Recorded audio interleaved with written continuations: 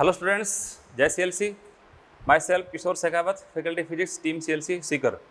तो आज हम लोग सेंट्रोमास की जो कुछ प्रॉब्लम्स हैं उनको अपन डिस्कस करने जा रहे हैं। तो सबसे पहले अपन डिस्कस करते हैं अपने मॉड्यूल के अंदर जो एक्सरसाइज फर्स्ट है उसकी प्रॉब्लम अपन देखते हैं। तो उसमें आप देखें प्रॉब्लम फर्स्ट आपसे क्या कह रहा है। देखो उसमें आपसे पूछ रहा है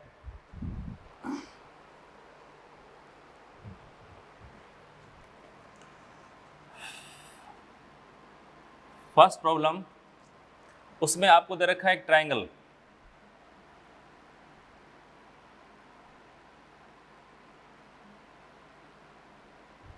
और जो इसकी ट्रायंगल के तीनों जो पार्ट हैं वो समान द्रव्यमान के हैं। जो ये वाला पार्ट है इसकी दे रखी है अपने को हाइट h, इसकी लेंथ दे रखी है अपने को b, तीनों समान द्रव्यमान के हैं।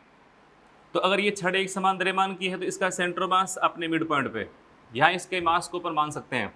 ऐसे इसका सेंटर मास यहाँ इसके अपन m को यहाँ मान सकते हैं। इस वाले की बात करूँगा तो पहले ये देखो, यहाँ से इसका सेंटर मास पूरा देखो s इसकी हाइट थी, तो इसका सेंटर मास इस पॉइंट से कितना, देखो यहाँ से यहाँ तक ये h/2 डिस्टेंस पे। सिमिलरली ये भी यहाँ से कितना है b/2 डिस्टेंस पर। अब अगर मैं इसको यहाँ से मिलाता हूँ, इसको मैं यहाँ से मिलाता हूँ, तो ये इसका इस छड़ का मिड पॉइंट होगा। तो ये जो अगर इसका मास स्मॉल m है तो इस छड़ का स्मॉल m मास जो है ना उसका सेंटर मास बेटे जी ये है। अब यदि इसका सेंटर मास ये है तो इस थर्ड जो छड़ है इसका द्रव्यमान केंद्र का अपन लिखे निर्देशांक, तो वो कैसे आएगा। अगर वो सेंटर मास आपको यहाँ से फाइंड करना हो, मान लो इसको मैं A पॉइंट कह दूँ, इसको मैं B पॉइंट कह दूँ, C कह दूँ, और क्वेश्चन ये पूछता है आपसे कि बिंदु B से सेंटर मास की पोजीशन ज्ञात कीजिए। एक बात तो पहले अच्छे से गौर कर लें, लिख लें, नोट कर लें कि ऐसे प्रश्नों में या कोई भी प्रश्न आता है उसमें जिस बिंदु से आपको सेंटर मास की दूरी ज्ञात करनी है, सबसे पहले उस बिंदु को आप क्या मान लें, ओरिजिन, मूल बिंदु मान लें। इस क्वेश्चन में आपसे पूछा है कि इस बिंदु से सेंटर मास के कोऑर्डिनेट ज्ञात कीजिए। तो आपका पहला धर्म क्या बनता है कि आप इस बिंदु को मान लीजिए ओरिजिन, मान लिया साहब। उसके बाद ये बन गया एक्स एक्सिस और ये बन गया बेटा जी वाई एक्सिस। उसके बाद देखो हमने कहा था कि ऐसा करने के पश्चात अगर आपको प्रॉपर वे में चलना है तो फिर आप जितने यहाँ पे कण हैं उनके द्रव्यमान जो भी होते हैं उनकी नंबरिंग कर दो। जैसे मान लो इसको 1 कह दूँ, इसको मैं 2 कह दूँ, इसको मैं 3 कह दूँ। क्लियर। अब फिर हम सबको लिखने पड़ते हैं कोऑर्डिनेट। तो इस फर्स्ट वाले में देखो एक्स एक्स पे इसका पोजीशन है, इसका कोऑर्डिनेट क्या लिखूंगा, b/2 0 और 0। इस तरह से इस वाले में ये y एक्सिस पर है, इसका x तो कितना 0 है, तो 0, ये h/2 और 0। इसकी बात करोगे तो इसका x तो कितना बेटा हो गया b/2 और y इसका कितना है h/2 और z कितना है 0। इस तरह से पहले आप इसको मेंशन कर लें। अब इसमें आपसे पूछा है कि सेंटर मास पूरे निकाय का वो कहाँ पे लाई करेगा, तो कोई इश्यू नहीं है, आप इसका आंसर निकाल लो, RCM ज्ञात कर लो बेटे जी। तो RCM वैसे होता है क्या, M1 R1। तो आपने इसको बोला है फर्स्ट, तो M1 इसका मास कितना है m, तो देखो m इंटू ओनली ये है b/2 i केप प्लस इस वाले में आप आते हो मास इसका कितना है m, ये बेटा हो गया कितना आपका h/2, पर ओनली कौन सा कंपोनेंट है, जे वाला ही है। नीचे टोटल मास कितना m प्लस m, ये 3m हो गया। अब इसको सॉल्व कर दो। सॉरी, अभी कहानी थोड़ी सी बाकी रह गई, ये पार्टिकल छोड़ दिया अपन ने। इसका मास कितना स्मॉल m और ये आपका है b/2 i केप प्लस यहाँ पे हम क्या लिख सकते हैं बेटा जी, मैं इसको अगर ओपन कर दूँ तो m into h/2 j cap. बस अब इनको जोड़ो, आई वाले पद अलग जोड़ दीजिएगा, जे वाले अलग जोड़ दो। ये देखो हमारे पास आई वाला पद है, ये वाला भी कौन सा आई वाला, ये हाफ यानी mb/2 हाफ, ये भी हाफ, हाफ और हाफ कितना 1 हो गया, तो ऊपर तो कितना हुआ दो mb/i केप।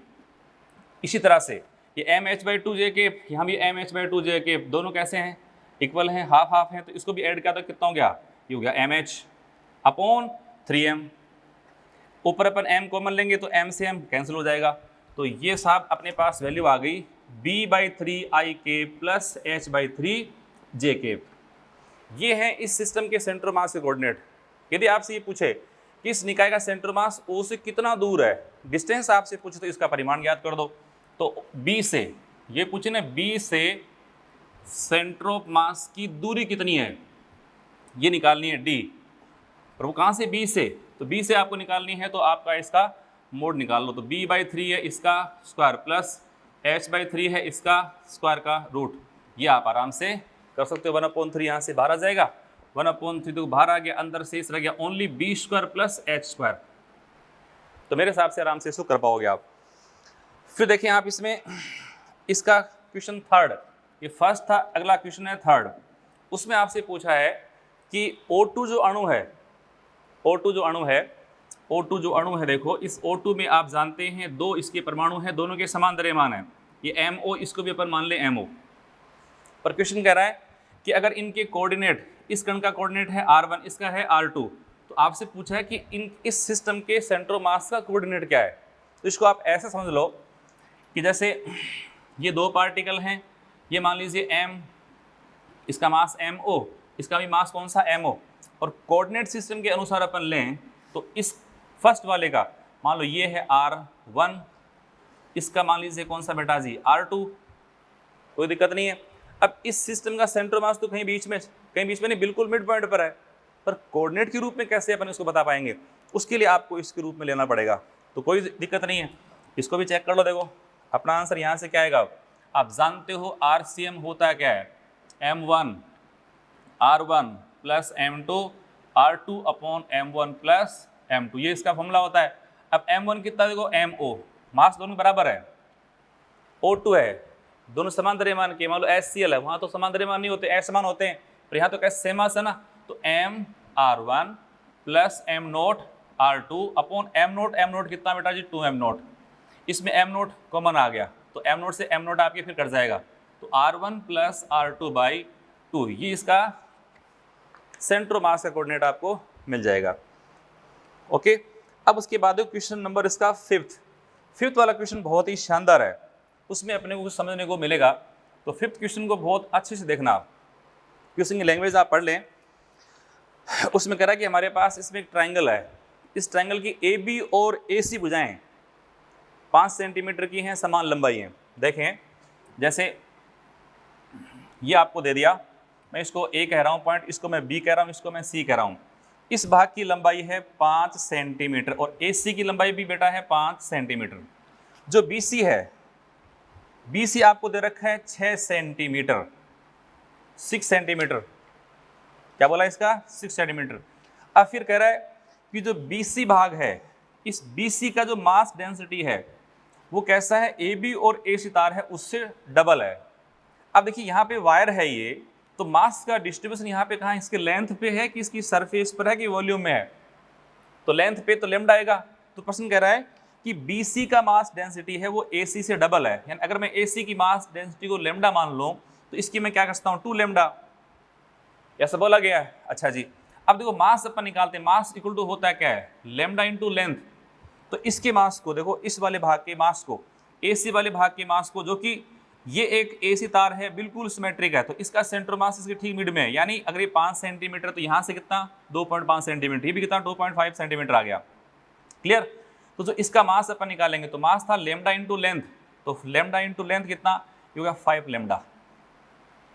तो इसका जो मास है उसको मैं ले रहा हूँ यहाँ पर M0, वो बेटा जी हो चुका है एक तरह से 5 लैम्डा। यूनिट की बात छोड़ो एक बार, ऐसे देखो इसका जो मास है वो भी इसके ठीक मिड पॉइंट पे है, इसका मास कितना, वो भी 5 लैम्डा है। अब ये 5 लैम्डा, ये 5 लैम्डा, और इसको देखो यहाँ पे कितना 6 इंटू 2 लैम्डा है, तो ये एक्चुअली हो चुका 12 लैम्डा, और ये इसके ठीक मिड पॉइंट पे यहाँ होगा। अब तो ये टोटल लेंथ इसकी 6 सेंटीमीटर थी, तो यहाँ से कितनी है 3 सेंटीमीटर, ये भी 3 सेंटीमीटर। चलो एक काम और करते हैं अपन, कि जो आपने यहाँ देखा ट्राइंगल, यदि इस पॉइंट A से मैं यहाँ पर खींचता हूँ इस पर एक नॉर्मल, ये बना दिया, ये कुल दूरी कितनी 6 सेंटीमीटर, ये कितनी दूरी बताओ, ये है 3 सेंटीमीटर, ये पूरी कितनी है 5, तो ये डेफिनेट कितनी आएगी, यहाँ से यहाँ तक की डिस्टेंस आपको मिल चुकी है 4 सेंटीमीटर। ये एक राइट एंगल ट्राइंगल है, और इस राइट एंगल ट्राइंगल को आपने खूब पढ़ा होगा 3, 4, 5, ये एंगल कितना होता है 53 डिग्री। हमें आवश्यकता इसकी अभी आवश्यकता नहीं है, पर बता रहा हूँ। क्लियर। तो 4, ये 3 और आपका 5 सेंटीमीटर। अब सुनो जी, ये कितना है 5 लैम्डा, ये भी 5 लैम्डा। हमने बार बार बोला आपसे कि जब दो सेम मास के पार्टिकल होते हैं तो उनका सेंटर ऑफ मास हमेशा कहाँ होता है, ठीक उनके बीच में होता है। तो आप इसको एक पार्टिकल मान लो 5 लेमडा का, इसको मान लो 5 लेमडा का, दोनों इस तरह से हैं। तो अब इन दोनों का सेंटर मास कहाँ है? इनके ठीक मिड में है, ठीक मिड में यहाँ। और इस बिंदु पे आप अब देखो 5 लेमडा और 5 यानी 10 लेमडा मास को आप यहाँ मान सकते हो। अब एक बात और देखो, यहाँ ये इसका मिड पॉइंट था, यहाँ ये इसका मिड पॉइंट है, ऐसे ये दूरी पूरी कितनी 4 सेंटीमीटर है। तो ये क्या है? इस पूरी का मिड पॉइंट, यानी ये पूरा यहाँ से यहाँ तक का सेंटीमीटर था 4, तो ये डिस्टेंस यहाँ से यहाँ तक कितनी आ गई? 2 सेंटीमीटर। और ये भी यहाँ से यहाँ तक कितनी रहेगी? 2 सेंटीमीटर। यहाँ तक भी कोई समस्या नहीं है। अच्छा, अब आते हैं अभी अपन ने ओनली इसको डिस्कस करा है कि हो क्या रहा है। अब आपसे पूछा क्वेश्चन क्या है कि इस पूरे सिस्टम का सेंटर मास ए से कितना दूर है? ए से कितना दूर है? हम यहाँ तक पहुँच चुके हैं कि अब यहाँ देखो कि इस पॉइंट पे तो बचा हुआ है कितना? यहाँ जो मास है वो तो है 12 लेमडा, और इस पॉइंट पे मास कितना है? 10 लेमडा, जो कि 2 सेंटीमीटर की दूरी पर है। ये 2 सेंटीमीटर की डिस्टेंस पर है, इनके बीच की डिस्टेंस 2 सेंटीमीटर है। तो अभी हमारे पास सिस्टम बस इतना सा रह गया, ये पॉइंट ए है, ठीक है, और यहाँ मास बेटा कितना है? 10 लेमडा, और यहाँ मास कितना है? वो है आपका 12 लेमडा, और ये डिस्टेंस कितनी है आपको मालूम है? 2 सेंटीमीटर, और ये भी कितनी है बेटा जी? 2 सेंटीमीटर। अब पूछा कि इस सिस्टम का सेंटर मास ए से कितना दूर है, तो अब कुछ बचा ही नहीं है। 10 लेमडा का मास, इसको मान लो आप m1, इसको मान लो आप m2। अब दो पार्टिकल TPS जिनके बीच दूरी कितनी? 2 सेंटीमीटर है। तो आपसे पूछा ए से सेंटर मास की डिस्टेंस, तो आप यहाँ से सेंटर मास कितना दूर है? भारी के पास होता है ना, हल्के से दूर होता है, तो यहाँ इसका सेंटर मास मान लो, यहाँ से सेंटर मास ये है, तो ये डिस्टेंस मान लो r1। अपन जानते हैं यदि मुझे इस m1 से डिस्टेंस निकालें तो r1 कितनी है? देखो ऐसे, इसका मास तो 12 अपॉन टोटल 12 प्लस 10, ये हो गया आपका 22, तो 12 लेमडा अपॉन 20 लेमडा इंटू दोनों के बीच की दूरी कितनी? 2 सेंटीमीटर। तो ये एक तरह से हमारे पास वैल्यू कितनी है? 24/22 सेंटीमीटर आ गई। इसको अपन काटने थोड़ा और, तो ये बेटा हो गया 12/11 सेंटीमीटर। तो देखें ये डिस्टेंस कितनी आई? 12/11। पर पूछा ए से, तो ए से सेंटर ऑफ मास की दूरी, तो वो हम क्या लिखें? 2 प्लस, तो 2 प्लस 12/11। एलसीएम आपने लिया इसका 11, तो 11 22 प्लस 12, देखो 22 प्लस 12/11, ये 34/11 सेंटीमीटर, ये इसका आंसर आ जाएगा। देखो क्यों, अच्छे से कर लेंगे ना। तो पहले आपने इसको ढंग से एनालाइज करना है, उसके बाद ये आपका 5 4 3 बन गया, सेंटर मास यहाँ होगा इन दोनों का, इसको चेक करके फिर इसमें आपको डिवाइड करना है, आंसर आपका आ जाएगा। ओके, अब अपन आते हैं नेक्स्ट एक्सरसाइज सेकंड, उसका देखें पहला क्वेश्चन फर्स्ट प्रैक्टिस एक्सरसाइज। अपने मॉड्यूल में जो क्वेश्चन हैं वो 4 टाइप के हैं, आपने अगर देखे हों तो एक तो है थ्योरी के एग्जाम्पल, एक जैसे पूरी कंप्लीट थ्योरी होती है उसके बाद है सॉल्व एग्जाम्पल, ठीक है, बीच में है प्रैक्टिस एक्सरसाइज, और लास्ट में है इसमें 4 स्टेज। तो 4 तरह से कौन से क्वेश्चन हो गए? Examples, solve examples, practice exercise और स्टेज, फर्स्ट सेकंड थर्ड और फोर्थ। जब ये अपन क्वेश्चन बोले ऐसे कि प्रैक्टिस एक्सरसाइज का क्वेश्चन है या एग्जाम्पल है या सॉल्व एग्जाम्पल है, तो तुरंत आप मॉड्यूल में वहाँ से क्वेश्चन को चेक कर लिया करो। तो एक्सरसाइज सेकंड वो भी कौन सी? प्रैक्टिस एक्सरसाइज, उसका पहला क्वेश्चन। उसमें क्वेश्चन क्या दे रखा है कि ये एक ग्रेविटी फ्री होल है। ग्रेविटी फ्री मतलब इसमें ग्रेविटेशन फोर्स कितना? 0 है। कोई बॉडी का वेट कितना है? वो 0 है। कोई नॉर्मल फोर्स नहीं है। क्लियर? अच्छा, उसमें ये एक आइस का क्यूब लिखा हुआ है, एक बर्फ का घन आइस क्यूब रखा हुआ है, और क्वेश्चन कर रहा है कि इसके पिघलने के बाद सेंटर मास कितना शिफ्ट होगा। अच्छा, सेंटर मास शिफ्ट कौन करता है? एक्सटर्नल फोर्स करता है। आपने पढ़ा कि इन the absence of external force position of centre mass does not change. तो जब तक बाहर से फोर्स अपन नहीं लगाएंगे तब तक उसके सेंटर मास की पोजीशन को बदलाव नहीं होगा। अपन ये तो जानते हैं कि एक्सटर्नल में एक्स अक्ष में हॉरिजॉन्टल डायरेक्शन में F net in X direction is 0, but in the absence of gravity F net in Y direction is also 0। जब दोनों ही दिशाओं में कोई फोर्स नहीं है तो अब देखो इसके पिघलने के पश्चात जैसे भी इसकी स्ट्रक्चर बनेगी, मान लो इसे क्यूब से आपका एक स्फीयर बन जाएगा, तो ऐसे केस में फिर क्या होगा, सेंटर ऑफ मास ना तो एक्स एक्स में डिस्प्लेस होगा ना वाई एक्स में डिस्प्लेस होगा। तो ऐसे केस में आपसे पूछ रहा है कि सेंटर ऑफ मास कितना शिफ्ट हुआ, 0। बढ़े आगे, ये क्वेश्चन आपका कंप्लीट हो गया। क्वेश्चन इसका ये फर्स्ट था। अब बनाते हैं दूसरे वाले क्वेश्चन में। दूसरे क्वेश्चन में देखो क्या कह रहा है कि हमारे पास इस तरह से एक स्ट्रक्चर है,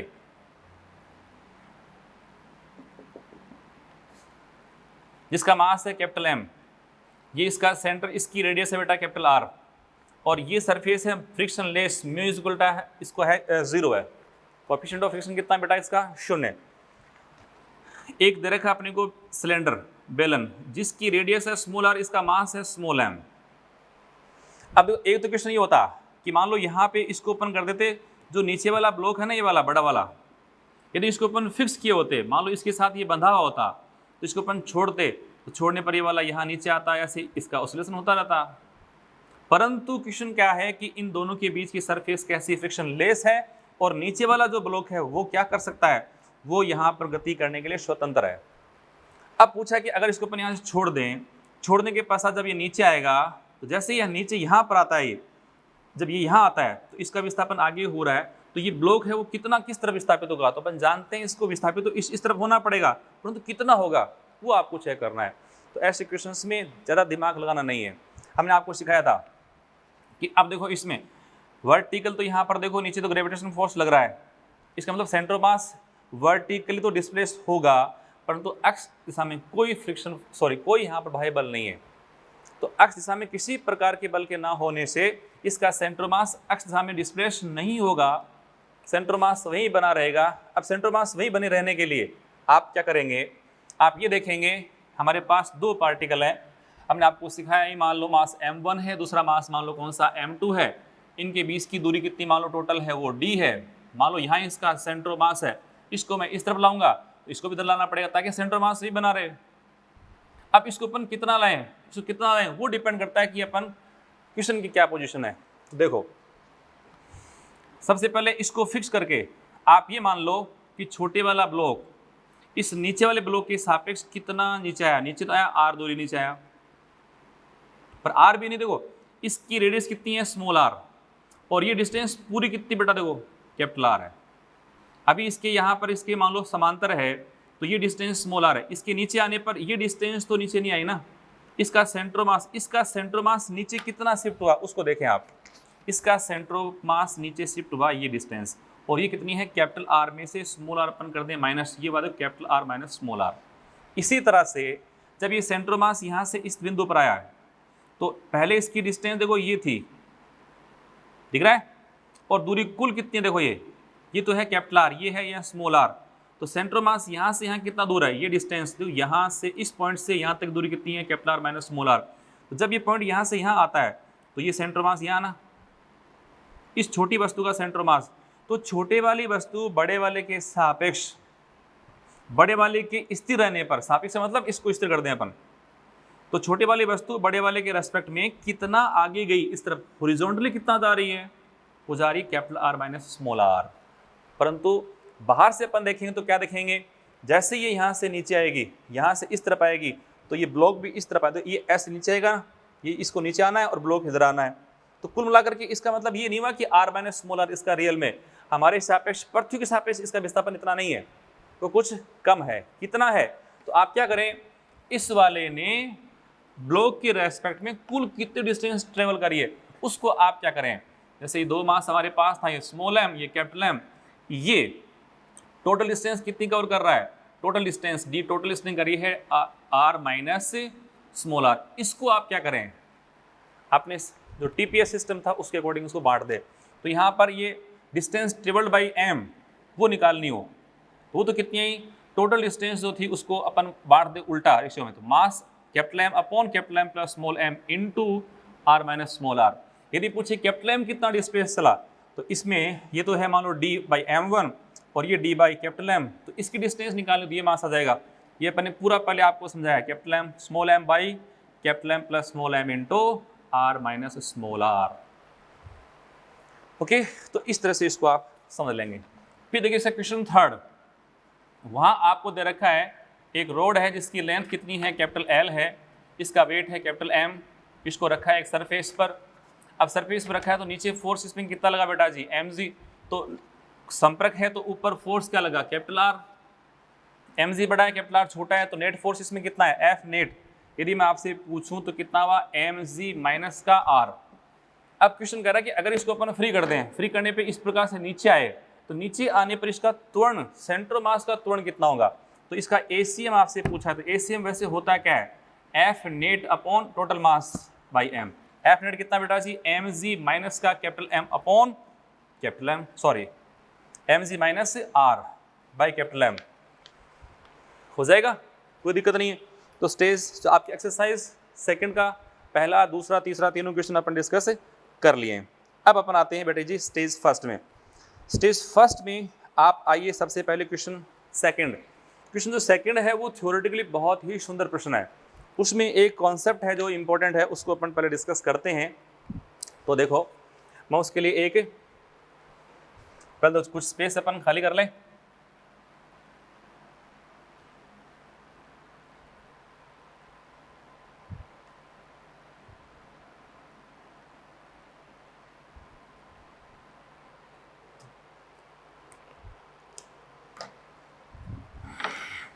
तो देखिए इसमें क्वेश्चन, उस क्वेश्चन के लिए पहले मैं 3 पॉइंट आपको बताऊं।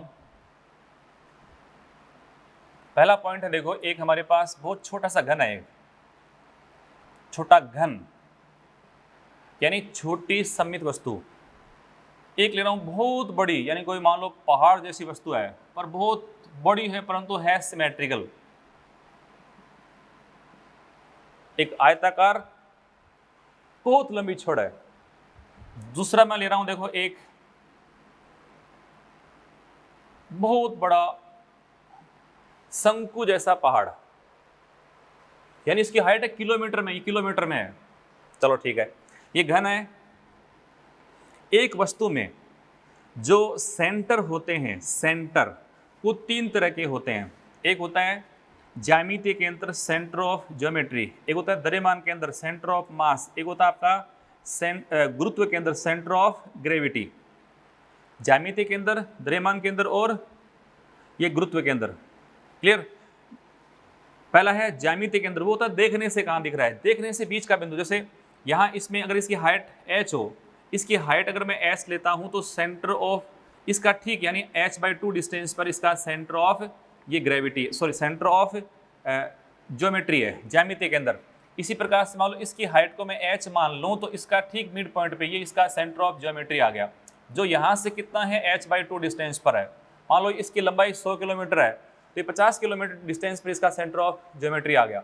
इसी प्रकार से मान लो इसकी हाइट h है, तो ऐसे केस में इसका देखने से जो सेंटर ऑफ ज्योमेट्री है, ज्यामितीय केंद्र, वो तो कितना है h/2 पर ही है, कोई दिक्कत नहीं है। यानी ज्यामितीय केंद्र तो देखने से मिड पॉइंट पे होता है, लंबाई के मध्य बिंदु पे होता है। अब आता है सेंटर ऑफ मास, उसको अपन ने पढ़ा है, सेंटर ऑफ मास हमेशा मोर मास की तरफ शिफ्ट होता है। तो हमने पढ़ा, तो एक छोटी वस्तु का जैसे घन था, अपन याद करो, घन के लिए जहाँ इसका सेंटर ऑफ ज्योमेट्री है वहीं इसका सेंटर ऑफ मास होता है। छोटी वस्तु का जहाँ पर इसका सेंटर ऑफ मास है वहीं पर इसका सेंटर ऑफ ग्रेविटी है। यानी छोटी वस्तु के तीनों बिंदु एक ही बिंदु पर होते हैं, they will coincide to each other. Clear है, कोई अलग बात नहीं है। इसमें हम तीनों पॉइंट है वो किसी वस्तु में एक बिंदु पे हो सकते हैं। अब इस बिंदु पे बात आती है, यहाँ ये सेंटर ऑफ ग्रेविटी है, सॉरी आपका सेंटर ऑफ ज्योमेट्री है, परंतु वस्तु सममित है। सममित वस्तु का अपन ने पढ़ा था कि इसका सेंटर ऑफ मास भी उसी बिंदु पर है। तो बहुत बड़ी परंतु सिमेट्रिकल बॉडी है, उसका सेंटर ऑफ मास और सेंटर ऑफ ज्योमेट्री एक ही पॉइंट पे हुआ करते हैं। परंतु आप आगे पढ़ेंगे नेक्स्ट टॉपिक में, हम पढ़ेंगे ग्रेविटेशन, तो वहाँ अपन पढ़ेंगे कि जो गुरुत्वीय त्वरण होता है जी, एक्सेलरेशन ड्यू टू ग्रेविटी, जो वेट का कारक बनता है, वेट उसी कारण बनता है। जी होता तो वेट होता है किसी बॉडी का, mg होता है, जी ना होने पर उसका वेट नहीं होता है। तो बोलते हैं ग्रेविटी फ्री स्पेस सरफेस।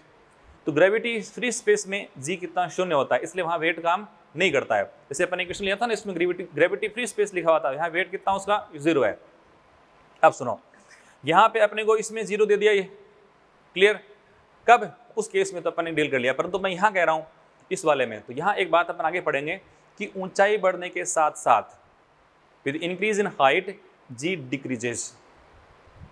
तो इसका मतलब अधिकांश जो भार है बॉडी का वो नीचे वाले पार्ट पे होगा, जहाँ जी नीचे अधिक है ऊपर कम है, तो यहाँ वेट अधिक है यहाँ वेट कम है, तो नेट वेट कहाँ पे अपन उसको मान सकते हैं कंसंट्रेटेड वेट, यानी इस वस्तु का प्रभावी गुरुत्वीय भार कहाँ लगता है उसको हम कहते हैं सेंटर ऑफ ग्रेविटी। अब वो तो कहाँ अधिक भार की तरफ होगा ना, तो इस वाले पॉइंट पे ये इसका सेंटर ऑफ ग्रेविटी है। इसका मतलब बहुत बड़ी अधिक ऊंचाई की जो वस्तु होती है उसका ज्यामितीय केंद्र और सेंटर मास तो एक ही बिंदु पे होते हैं, परंतु गुरुत्व केंद्र थोड़ा सा उसके नीचे होता है। अब आते हैं अपन बहुत बड़ी असममित वस्तु जिसका ये सेंटर ऑफ ग्रेविटी है, सॉरी सेंटर ऑफ ज्योमेट्री है। अब इसका सेंटर मास अपन ने पढ़ा था वो था इसके यहाँ से h/3 पर, याद करो आप h/3 डिस्टेंस पर, मान लो ये डिस्टेंस इसकी तीनों को बांट दो तो ये इसका है भाई centre of mass h/3 distance पर, पूरा मान लो 30 किलोमीटर पर है, तो सेंटर ऑफ ज्योमेट्री है 15 किलोमीटर पर, परंतु इसका सेंटर ऑफ मास कहाँ पर, यहाँ से 10 किलोमीटर पर ही है। पर अभी अपन देखा कि बहुत बड़ी वस्तु में चूंकि यहाँ पर वेट है वो नीचे वाले भाग का बहुत अधिक होगा, ऐसे केस में इसका सेंटर ऑफ ग्रेविटी तो और नीचे आएगा। तो तीनों बिंदु कैसे हो गए अलग अलग, यानी ये तीनों बिंदु एक स्थान पे हो सकते हैं, या फिर इस वाले केस में देखा अपन सेंटर ऑफ ज्योमेट्री और सेंटर ऑफ मास एक बिंदु पे, ग्रेविटेशन वाला सेंटर है वो नीचे कहीं और हो सकता है, और इस वाले में तीनों बिंदु कैसे अलग अलग हैं, है ना, तीनों बिंदु एक स्थान पे हो सकते हैं, अलग अलग भी पॉसिबल है। ये क्वेश्चन उसमें लैंग्वेज दे रखा है, उसको आप पढ़ लो आराम से, आपका क्वेश्चन बन जाएगा। ओके, तो ये क्वेश्चन आपका हो गया। अब आप देखो स्टेज फर्स्ट में क्वेश्चन नंबर 6 उसमें अपन आते हैं। अच्छा पहले उसके बाद पहले अपन करते हैं क्वेश्चन उसका 15, उसके बाद अपन स्टेज फर्स्ट का 6 वाला क्वेश्चन देखेंगे। स्टेज जो फर्स्ट है उसका क्वेश्चन 15 देखो आप। 15 में क्या लिखा है कि हमारे पास ये एक वर्ग है, स्क्वायर है, इस स्क्वायर के जो कोने हैं यहाँ रखा है 2m मास, यहाँ रखा है बेटा जी 4m मास, और यहाँ रखा है ये m मास, और यहाँ अब पूछ रहा है क्वेश्चन आपसे कि यहाँ इसमें m4 अपन कितना रखें जिससे कि इस पूरे सिस्टम का सेंटर मास कहाँ सेंटर पे आ जाए। बहुत अच्छा क्वेश्चन है।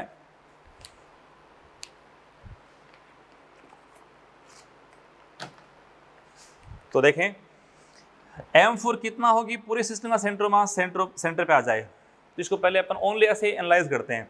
सबसे पहले देखो इन दोनों को देखो आप, ये m और 2m मास है ना, और ये वर्ग है पूरा, तो आप बताओ अगर मैं इस m और 2m को एक निकाय मानता हूँ, सिस्टम मानता हूँ, तो इसका सेंटर मास कहाँ पे होगा, क्या मिड पॉइंट पे का? नहीं, आप जानते हैं सेंटर मास हमेशा अधिक मास की तरफ है, ये मास अधिक 2m ये m, तो यहाँ इसका कहीं सेंटर मास आ गया किसका, m और 2m का, तो इस बिंदु पे अपन क्या कर सकते हैं 3m मास मान सकते हैं। अब इसको भूल जाओ, बोल गए। अब ये 4m और ये 3m मिलाओ, इन दोनों को, दो पार्टिकल का सेंटर मास हमेशा उनके सेंटर को मिलाने वाली रेखा के कहीं बीच में कहीं होता है। तो अब मैं ये 3m है कौन सा 4m, तो इनका सेंटर मास कहीं पर भी ये 3m 4m तो कहीं यहाँ पर होगा, और इस पॉइंट पे अपन क्या 7m मास है उसको एज्यूम कर सकते हैं। अब मुझे निकालना है इस m4 का और 7m का, तो मिला दूं इसको, देखो ऐसे मिला दिया, कोई दिक्कत है इसमें। अब यहाँ 7m यहाँ कौन सा m4, हम इसको कहीं पर इसका मास अपन कितना भी रख दें, इसका सेंटर मास इस लाइन पे होगा, और ये लाइन कभी भी इसके सेंटर से पास नहीं हो सकती, वो तभी होगी जब ये 7m कहाँ यहाँ हो, और यहाँ पॉसिबल नहीं है। यदि ये 7 मास यहाँ होता तो डेफिनेट आप सेंटर मास को यहाँ शिफ्ट कर पाते, इसके 7m होने पर यहाँ भी 7m पुट करता तो सेंटर मास इसका सेंटर पे आ जाता, पर यहाँ पॉसिबल नहीं है। तो बात क्लियर होगी ना। अब इसका सेंटर मास यानी for any value of m4 centre mass does not exist at the centre of square, यहाँ पॉसिबल नहीं है। तो इसका आंसर भी आपको मिल गया। अब देखें उस क्वेश्चन के पहले अपन कुछ क्वेश्चन और करते हैं, उसके बाद उस क्वेश्चन को डिस्कस करते हैं उसका। तो कुछ स्पेस खाली कर ले बेटे। तो क्वेश्चन आप देखें इसमें, अब स्टेज सेकंड का फर्स्ट क्वेश्चन।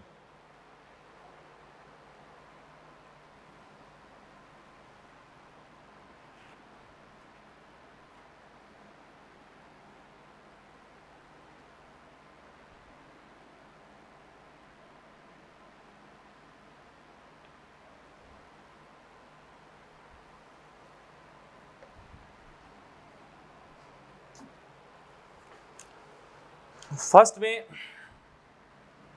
आपको दे रखे हैं 3 स्फीयर और ये लिखा है कि तीनों एक दूसरे को टच कर रहे हैं और एक लाइन पर रखे हुए हैं। इन सब का मास कितना है? इक्वल है 1 kg 1 kg 1 kg। इनके सेंटर है P Q और R, ये भी दे रखे हैं आपको, P Q R दे दी। अब क्वेश्चन क्या पूछ रहा है कि इस सिस्टम के सेंटर ऑफ मास की बिंदु P से दूरी ज्ञात करो। तो P से की दूरी ज्ञात करनी है तो हमने कहा आपको कि जिस बिंदु से आपको सेंटर ऑफ मास की दूरी निकालनी हो, सबसे पहले उसको मान लो आप मूल बिंदु मान लिया, और ये बना लो साहब इसका एक्स एक्सिस, इसको मान लो वाई एक्सिस। ये करते ही ये 1 kg यहाँ है तो इसका कोऑर्डिनेट कितना, ये आ गया। ये 1 kg बेटा जी यहाँ है, इसका कोऑर्डिनेट क्या होगा, ये डिस्टेंस कितनी है पी क्यू, तो पी क्यू तो एक्स हो गया, बाकी कैसे हो गए, 0 हो गए। फिर ये वाला पार्टिकल 1 kg इस पॉइंट पर है, इसका क्या होगा कोऑर्डिनेट, ये डिस्टेंस पी आर, तो आपने क्या लिखा पी आर 0 और 0। बस अब क्वेश्चन रेडी है। आपको इससे फाइंड करना है सेंटर मास की पोजीशन, तो एक्स एक्स पे तो निकाल लो एक्सियम। एक्सियम कितना होता है m1 सब 0 है, 0 प्लस m, ये 1 kg 1 इंटू कौन सा दो P Q, 1 into P Q, बाकी सब 0 है, प्लस 1 इंटू पी आर, बाकी सब 0, अपॉन कितना 1 प्लस 1 प्लस 1, तो अपना आंसर हो गया P Q plus P R by 3। Okay, फिर आप आते हैं क्वेश्चन थर्ड में आपको क्वेश्चन क्या दे रखा है, देखो एक दे रखी है आपको वलय, इस वलय का मास है 6 kg, वलय का मास दे रखा अपने को 6 kg, तो 6 kg कहाँ है, वलय का सेंटर मास तो यहाँ ना, तो इस 6 kg को आप इसके सेंटर पे एज्यूम कर सकते हो। अच्छा, फिर कह रहा है इसका सेंटर जो है वो मूल बिंदु पर है, तो आपने ऐसे इसका बना लिया एक्स एक्स और वाई एक्सिस, ये एक्स बेटा जी वाई एक्सिस। अब कह रहा है कि 2 कण जिनके द्रव्यमान है 2 kg 2 kg, वो इसकी परिधि पे इस प्रकार से रखे गए हैं कि वो एक्स एक्स और वाई एक्स को काट रहे हैं। 2 masses of mass 2 kg and 2 kg are put in such a way that they intersect x and y axis and placed on the circumference of ring। Circumference में रखा है और x को काटना चाहिए, तो एक तो यहाँ रखा ना, एक यहाँ रखना पड़ेगा, तो इसको अपन मान ले कितना 2 kg, मान ले कितना 2 kg, तो 6 kg इस पूरे रिंग का था, उसको तो मान लो आप इसके सेंटर पे 2 kg यहाँ हो गया, 2 kg यहाँ हो गया। अब पूछा क्या आपसे, ये पूछ रहा है इस सिस्टम का सेंटर मास एक्स एक्सिस से कितना कोण बना रहा है, angle made by centre mass line with x axis. तो हमने आपको बोला था कि जब भी किसी क्वेश्चन में सेम मास दे रखे हों तो वहीं से क्वेश्चन को पहले चेक करा करो, उसको एनालाइज करना सीखा करो। यहाँ देखो मास कितना 2 kg है, तो इनको मिला दूँ तो इनका सेंटर मास कहाँ है 2 kg ठीक मिड पॉइंट पे, ठीक मिड पॉइंट पे, तो यहाँ आप क्या मान सकते हो 4 kg मास मान लिया, यहाँ 6 kg 4 kg। अब देखो इनको भूल जाओ भाई, ये 4 kg 6 kg मिलाओ इनको, सेंटर मास तो इस लाइन पे कहीं होगा, इसके पास यहाँ ये डिस्टेंस होगी, ये तो बनी। अच्छा, अब देखो यदि ये पॉइंट इन इस लाइन का मिड पॉइंट है तो डेफिनेट है ये एंगल पूरा 90 था, तो ये एंगल कितना होगा 45 डिग्री। ये तो करोगे, ये तो इसको एनालाइज करना। मान लो आपको मैथमेटिक्स लगानी है, फॉर्मूले से करना हो तो आप नंबरिंग करें, इसको 1 मान लो, इसको आप 2 मान लो, इसको 3 मान लो।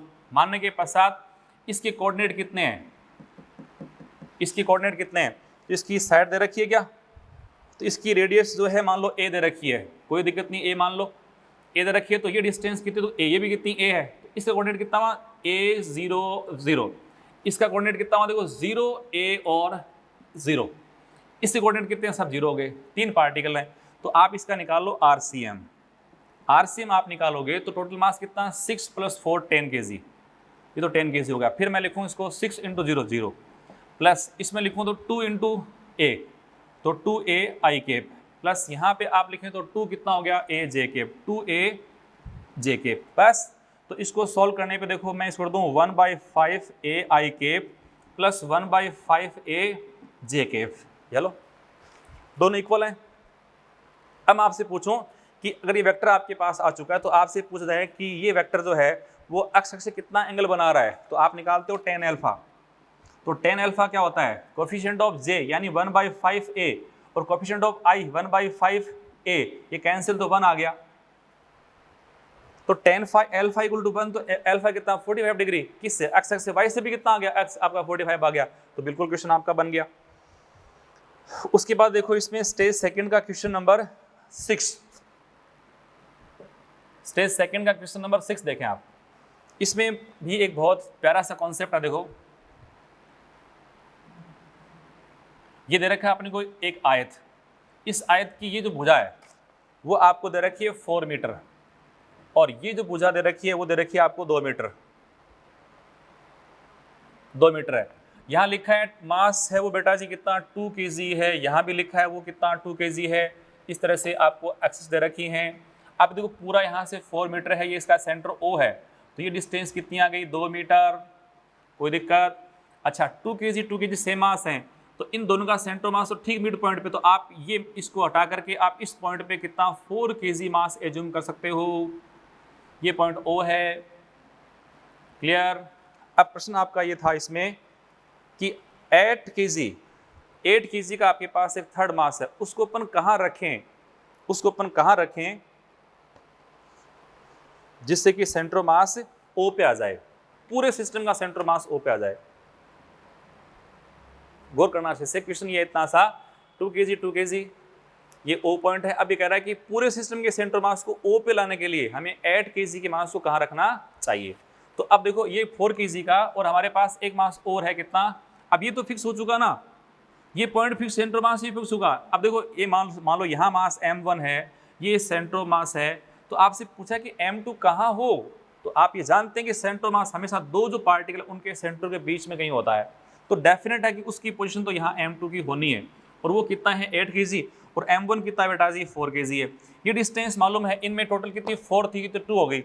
ये डिस्टेंस जो r1 है वो तो कितना 2 मीटर अपने को मिल चुकी, तो ये डिस्टेंस r2 है वो तो पूछिए ना अपन से। तो अपन जानते हैं सेंटर मास के परितय इनके द्रव्यमान आघूर्णों का मोमेंट ऑफ मास का वैल्यू इक्वल होता है, यानी m1 r1 is equal to m2 r2। m1 r1 कितना 4 into 2 8 is equal to m2 कितना है 8 इंटू r2, काटो इसको इससे, तो r2 हमारे पास कितना आ गया 1 मीटर आ गया, हो जाएगा। तो देखो आसानी से क्वेश्चन आपका बन गया।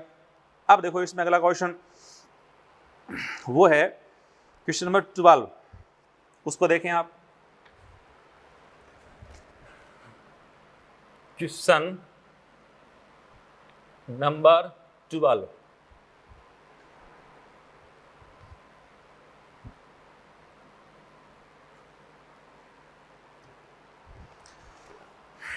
जिसमें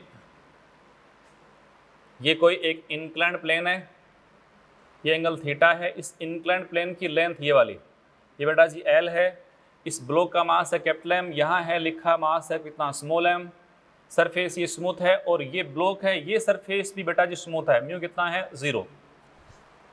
क्वेश्चन अभी पीछे पर क्या था उसी का ये दूसरा रूप है। ये कह रहा है कि स्मॉल m मास को आपने यहाँ रिलीज करा तो ये नीचे आएगा, अब ये मोशन के लिए फ्री, ये इस तरफ जाएगा, ये नीचे आएगा। अब तो नीचे तो इस पर ग्रेविटेशन फोर्स है, तो हम बार बार कह रहे हैं कि एक्स दिशा में कोई बल नहीं है, इसलिए सेंटर मास कभी भी एक्स दिशा में डिस्प्लेस नहीं होगा। तो आपको इसमें मैंने कहा था कि स्मॉल m जब यहाँ से इस तरफ या जैसे भी गति करता है, तो आप देखो कैपिटल M के रेस्पेक्ट में एक्स दिशा में कितना गया, बस ये निकाल लो आप। तो स्मॉल m नीचे वाले के रेस्ट मान लो, ये भी इसको रेस्ट मान लो आप, रेस्ट मान करके देख लो पहले कि स्मॉल m जब यहाँ से नीचे आया, जैसे स्मॉल m यहाँ से नीचे आया तो स्मॉल m ने ये लेंथ कितनी कवर करी L, परंतु इसका x दिशा में कितना कंट्रीब्यूशन है, x कंपोनेंट कितना है, तो इसके L होने पर ये एंगल थीटा दिए कितना हुआ L cos theta, L cos theta है। स्मॉल m कैपिटल M के रेस्पेक्ट में L cos डिस्टेंस कवर कर रहा है।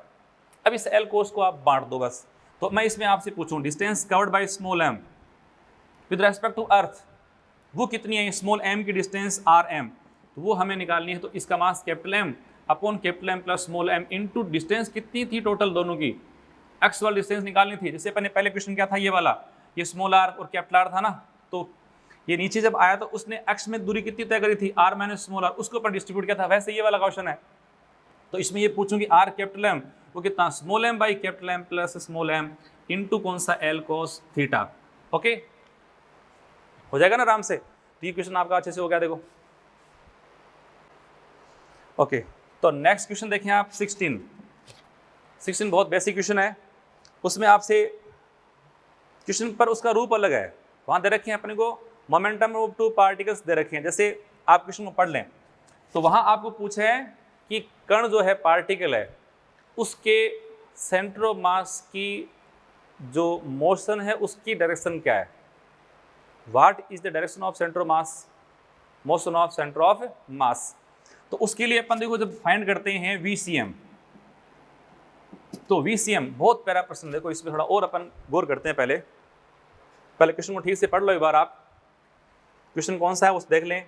क्वेश्चन है 16 वाला।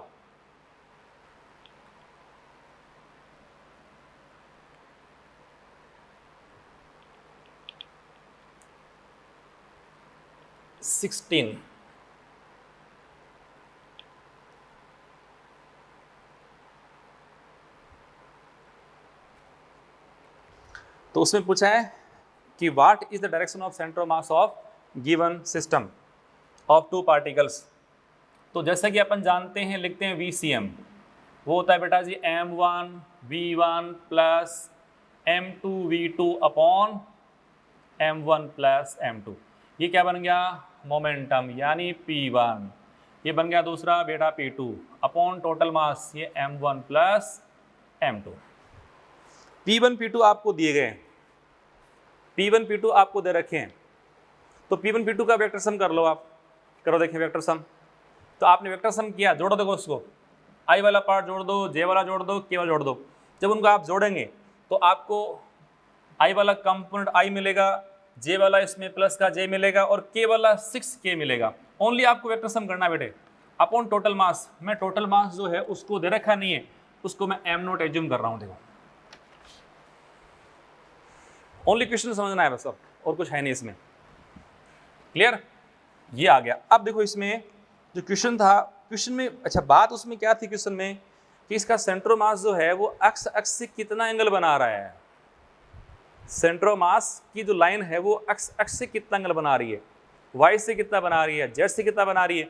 तो हमारे पास तो VCM की डायरेक्शन आ गई। जैसे मान लो ये एक्स एक्सिस है, ये वाई एक्सिस है और ये मान लो यहाँ जेड एक्सिस 3D था और ये कोई इसका वेक्टर है इस तरफ। अब इस ये जो आपने R पढ़ा है, ये वेक्टर R है या P वेक्टर मान लो जो भी है, इसने एक्स एक्स से कितना एंगल बनाया है, वाई से कितना बनाया, जेड से कितना बनाया। याद करो आपने पढ़ा था डायरेक्शन कोसाइंस, कोस alpha, cos beta, cos gamma. याद कुछ आ रहा है? वहाँ कोस एल्फा क्या था, वो था angle made by vector with x axis. इस तरह से और भी थे। तो हमें उसमें क्या पूछा है, ओनली एक्स एक्स से कितना एंगल बनाया। तो मेरे प्यारे बच्चों आपसे पूछा है कोस एल्फा, तो कोस एल्फा याद करो क्या था, AX अपॉन A। याद है क्या? तो इस वाले में क्या कर दोगे, मोमेंटम के लिए VCM का है तो क्या लिखूं, VCM x बाई VCM, उसका पूरे का मोड VCM x कितना, देखो यदि इसको मैं ऐसे कर दूं 1 by M0 I cap plus 1 by M0 J cap plus 6 by M0 K cap, तो ये बेटा AX है। ये आपने लिखा यहां पर AX 1 अपॉन M0 अपॉन, नीचे अपन क्या लिखेंगे, इसका मोड कितना है। तो इसका मोड देखो, ये इसका स्क्वायर प्लस इसका स्क्वायर प्लस इसका स्क्वायर, तो कितना लिखूं, देखो 1 upon M0 square, 1 upon M0 square plus 1 upon M0 square plus इसका कितना हुआ 36 अपॉन M0 का स्क्वायर। इसमें से हम M0 स्क्वायर कॉमन ले सकते हैं। इस पूरे को अपन सॉल्व करेंगे तो देखो इसका रूट भी तो होगा ना। ये मैं क्या लिख रहा हूँ, ये लिख रहा हूँ मैं VCM का मोड लिख रहा हूँ, VCM का मैंने मोड लिखा। इसको सॉल्व करें अब तो इसमें 1 अपॉन M0 तो कॉमन आ गया, तो उसको बाहर लें तो ये आ गया 1 अपॉन M0 प्लस यहाँ 1 प्लस 1 प्लस 36, ये हो गया आपका 38, तो रूट 38 अपॉन M0, ये इसका है मोड। अब इसको लिख दो बेटे, तो देखो यहाँ आपको मिला root 38 upon M0, 1 by M0 से 1 बाई M0 कैंसिल होगा तो बचा कितना 1 अपॉन रूट 38। ओनली मैथमेटिक्स इसकी इंपॉर्टेंट है। तो इसे कोस एल्फा में मिल गया ये वाला, आपको निकालना एल्फा, तो कितना कोस इनवर्स 1 अपॉन रूट 38, इसका आंसर आ गया। तो हो गया ना क्वेश्चन। अब आप पढ़ा रहे हैं स्टेज थर्ड। स्टेज थर्ड में जो क्वेश्चन फिफ्थ है, क्वेश्चन फिफ्थ, इसमें आपसे पूछ रहा है कि एक पार्ट अपन यहां से काट के अलग कर दें तो सेंटर मास कहाँ पहुँच जाएगा या शिफ्टिंग कितनी हो जाएगी, वो सब हमने क्वेश्चंस किए थे। तो उसमें मैंने कहा था कि एक पार्ट अपन काट के अलग करते हैं, वन पार्ट अपन काटते हैं और कैसा सिमेट्रिकल, जैसे मान लो हमारे पास एक वायर है, उससे अपन वायर का टुकड़ा काट दें। हमारे पास कोई प्लेट है, एक सर्कुलर प्लेट है, उससे अपन सर्कुलर पार्ट अलग करते हैं। हमारे पास मान लो कोई एक स्फीयर है टोटल, वहाँ से स्फीयर निकाल लें। तो जैसी बॉडी है उससे वैसा ही पार्ट अपन जब पार्ट कट करके अलग करते हैं, उस केस में तो जो रिमेनिंग का सेंटर मास R2 हमने पढ़ाया था आपको, बहुत एक अच्छी सी ट्रिक बताई थी मैंने, R2 = -R, ये R1 अपॉन बेटा जी था ये R/R डैश, इसकी पावर 1 2 3 -1। 1 कब मास लेंथ पे और 2 कब मास सरफेस पे और 3 कब मास वॉल्यूम में, यानी स्फीयर के लिए ये प्लेट के लिए और ये किसी रोड के लिए, ये आपको मैंने सिखाया था। R1 क्या था, जिस पार्ट को अपन काटते हैं रिमूव करते हैं उसका सेंटर मास पहले वाले से कितना दूर है उसको लिखते हैं अपन। अब ये क्वेश्चन था, तो देखें इसमें स्टेज 3 का क्वेश्चन नंबर 5, उसमें क्वेश्चन इतना है, ये कोई स्फीयर है, ध्यान दें आप, इसकी रेडियस बड़े वाले की वो है R = 28 सेंटीमीटर, बड़े वाले की पूरा, जब तक इसे कोई पार्ट अपन काटते नहीं है। इससे हम लोगों ने एक पार्ट काटा, देखो ये जिसको अपन काट रहे हैं उसकी रेडियस वो है 21 सेंटीमीटर, यानी जो R डैश जिसको अपन काटने जा रहे हैं उसका। पर अब क्वेश्चन कैसा है, ये डिस्क है कि प्लेट, वो देख लें, ये लिखा है पतली प्लेट है, एक चकती है, चकती से अपन ये पार्ट काट के अलग कर रहे हैं। तो जिसको अपन काट रहे हैं उसका सेंटर मास पहले वाले से कितना दूर है, 28 में से घटाओ 21, हो गया 7 सेंटीमीटर। ये पहले वाला भाग था, इस पहले वाले को हम क्या मानते हैं, इसको मानते हैं ओरिजिन। तो ये लो साहब एक्स एक्सिस, इसको मैंने मान लिया बेटा जी वाई एक्सिस। अब पूछ रहा है कि इसको काट के अलग कर दें तो सेंटर मास अब कहाँ होगा, तो R2 = माइनस, ओके, इसका सेंटर मास जिसको अपन काट रहे हैं वो यहाँ से 7 सेंटीमीटर ना, तो 7i केप, और किस तरफ एक्स एक्सिस, यहाँ से काटता तो माइनस का लिखता मैं, अपॉन में क्या लिखा था R/R डैश, R कितना बेटे जी 28, और R डैश अपन काट रहे हैं वो कितना 21, कैसी प्लेट है तो पावर 2 -1, इसको अपन काटे यहाँ पर 7 से, तो 3, ये हो गया 4/3 का स्क्वायर, तो देखें ये 7i केप अपॉन 4 का स्क्वायर कितना 16, 3 का स्क्वायर कितना 9 -1, इसका एलसीएम है 9, तो 16 - 9 7/9, तो देखो हमारे पास वैल्यू आ गई है 7i केप अपॉन 7/9। तो इसको मैं ऐसे लिख सकता हूँ ना कि माइनस का 7i केप इंटू ये आपका था यहाँ पर 7/9 डिवाइडेड बाई 7/9, उल्टा कर दो इसको, तो 9/7, ये इससे कैंसिल, तो माइनस का 9i मतलब 9 सेंटीमीटर इस तरफ शिफ्ट हो जाएगा, सेंटर मास यहाँ से 9 सेंटीमीटर इस तरफ शिफ्ट हो जाएगा।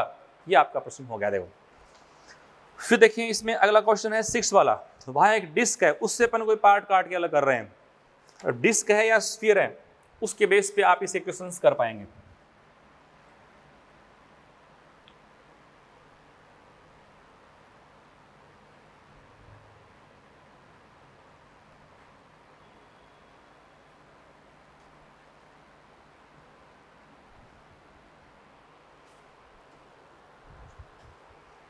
तो क्वेश्चन देखें अगला,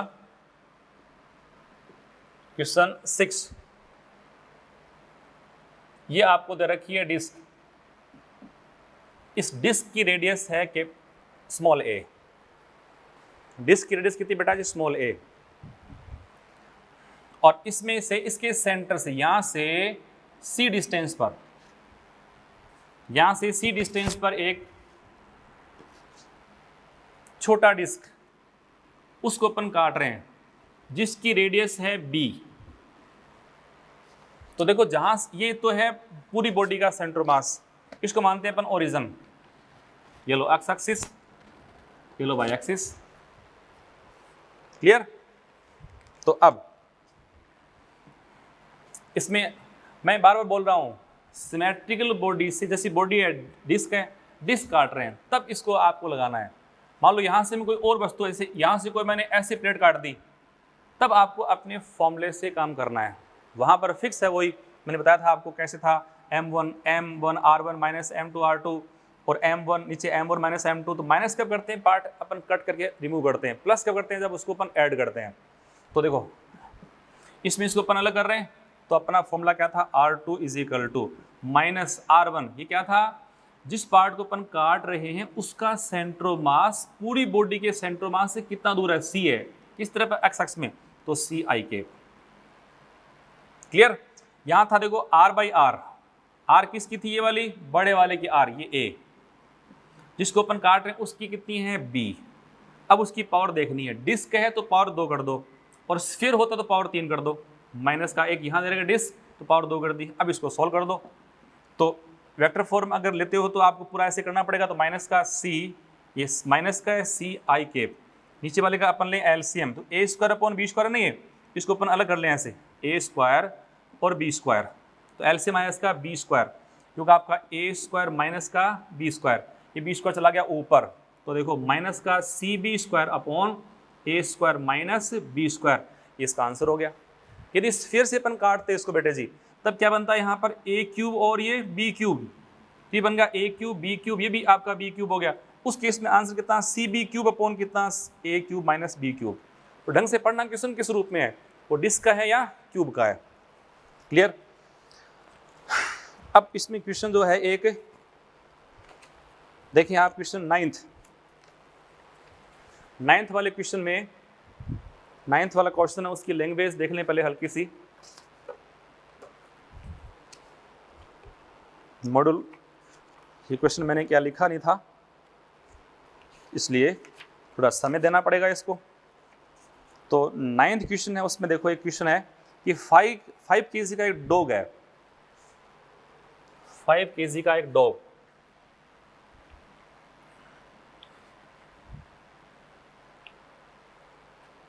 बस मास देखने, बाकी क्वेश्चन सिंपल है। ये कोई एक बोट है ना,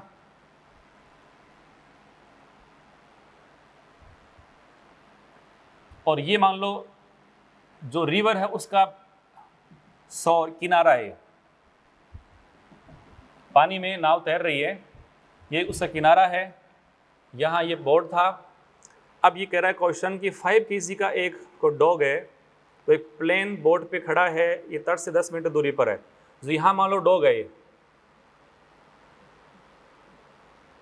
ये डॉग है, इसका मास है 5 kg, और इस किनारे से इसकी दूरी वो है बेटा 10 मीटर, 10 मीटर दूर है किनारे से।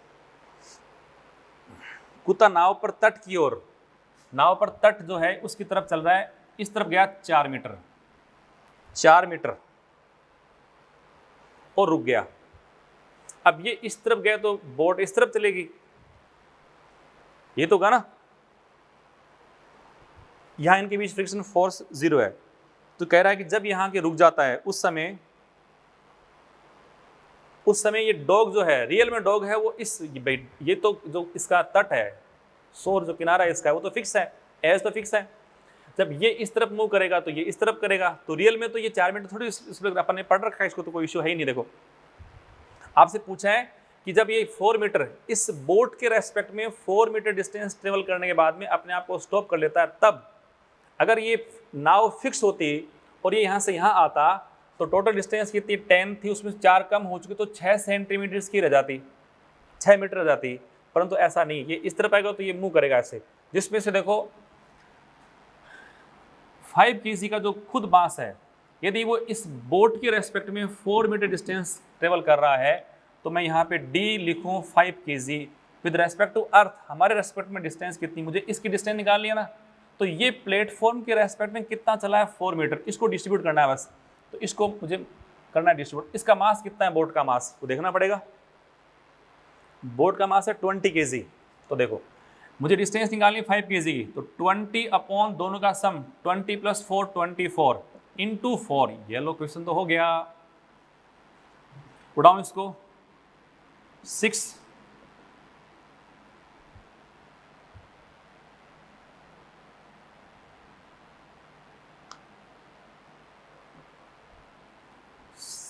इसको अपन फाइंड करें। मान लो मैं क्या इसमें आपसे पूछता कि बोट कितना चला, बोट कितना इस तरफ शिफ्ट हुआ, तो वो हुआ कितना 4/24 अपॉन 4।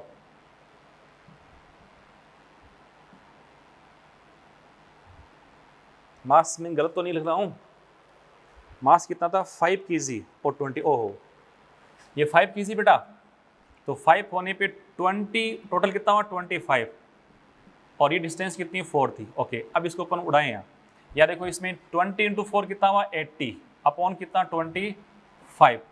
तो जब भी कहीं 5 25 ऐसे आ जाओ तो इसको देखो उसमें आप है ना 10 में 100 में ऐसे कन्वर्ट करा करो, तो 25 इसको 4 से मल्टीप्लाई 4 से अपन करें डिवाइड, तो ये हो गया आपका 320 अपॉन कितना 100, तो 3.2 मीटर आ गया।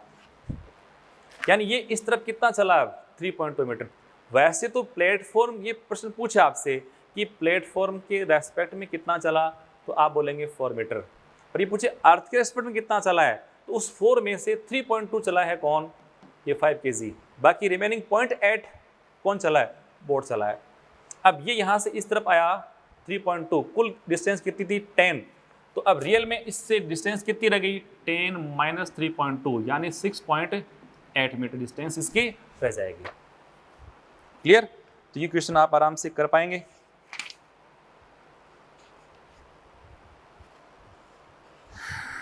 फिर देखिए क्वेश्चन आप इसमें 27 वाला, तो 27 का जो क्वेश्चन है उसमें इस तरह से एक स्ट्रक्चर आपको दे रखी है, देखो यूं 27 में, और लिखा है कि 3 kg का और द्रव्यमान है L आकार का कोई एक दे रखा अपने को सिस्टम, उसके अपने को x और y कोऑर्डिनेट है वो फाइंड करने हैं। क्लियर? तो देखें भाई, लिखा है इसमें ये डिस्टेंस टोटल कितनी है 2 मीटर, ये डिस्टेंस दे रखी है अपने को 2 मीटर। अब 3 द्रव्यमान दे रखे हैं, 3 kg का है, तो आप इसको मान लो 1 kg का, ये भी 1 kg 1 kg।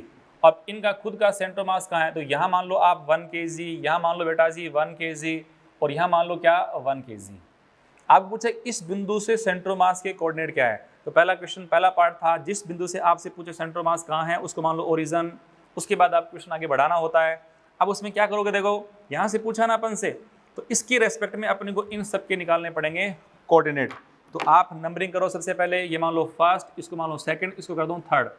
तो इसका सेंटर मास कहाँ है, ये डिस्टेंस कितनी, देखो टोटल 2 मीटर थी, ये कितनी हुई 1, ये आधी हो गई, तो इसका पहले वाले का कोऑर्डिनेट है ना 1/2 कोमा, ये डिस्टेंस कितनी आई, ये पूरी 2 मीटर थी, 1 मीटर उसका आधा, ये भी कितनी 1/2 मीटर हो गई, तो इसका कोऑर्डिनेट आ गया। अब इसका अपन निकालें कोऑर्डिनेट, तो 1 + ½ तो 3/2, इसका अपन कोऑर्डिनेट 3/2, और y तो कितना है 1/2, येलो जी, और z कितना है 0।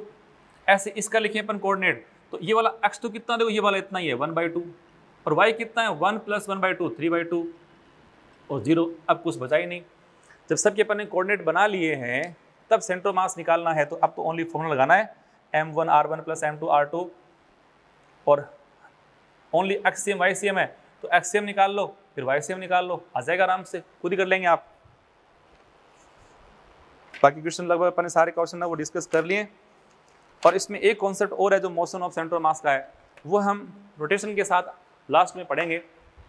रोटेशन में अपने पास टाइम खूब मिलेगा तो वहाँ इसको अपन डिस्कस करेंगे। क्लियर? तो जो प्रॉब्लम्स आपने देखी यहाँ पर रफली अपन डिस्कस कर लिए, उनको अच्छे करें, बेहतर करें, और क्वेश्चंस को ठोक डालें पेपर में। ठीक है बेटे? Okay, thank you. जय CLC।